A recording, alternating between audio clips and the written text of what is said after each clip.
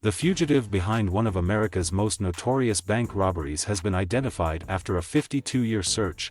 Law enforcement officials have announced.Ted Conrad was working as a teller at the Society National Bank in Cleveland, Ohio when he robbed his employer in July 1969. He disappeared with $215,000, worth $1.7 million today. Investigators from the US Marshals Service said he subsequently lived a quiet and unassuming life. Conrad, who died in May from lung cancer, was just 20 years old when he pulled off the heist.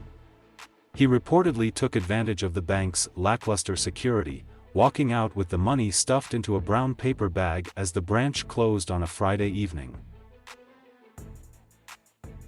By the time other bank employees realized the money was gone 2 days later, Conrad had disappeared. He sparked a manhunt that would last for more than half a century, and went on to feature on television shows like America's Most Wanted and Unsolved Mysteries. According to the Marshal Service, Conrad had allegedly told friends of his plans to rob the bank and boasted about how easy it would be to do. He was reportedly obsessed with the 1968 Steve McQueen heist film, The Thomas Crown Affair, and watched it more than a dozen times during his preparation for the robbery.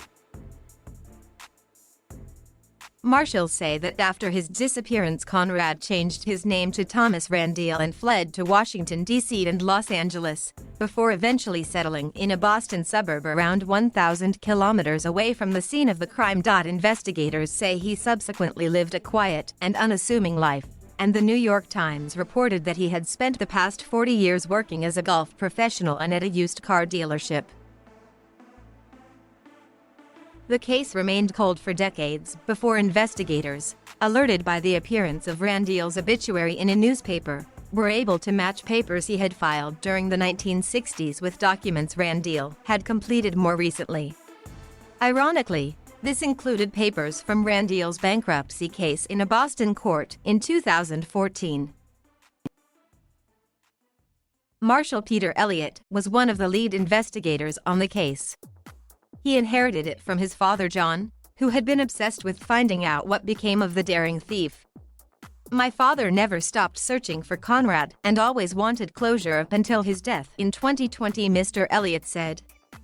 "I hope my father is resting a little easier today knowing his investigation and his United States Marshals Service brought closure to this decades-long mystery."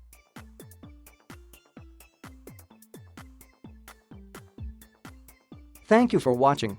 Please subscribe.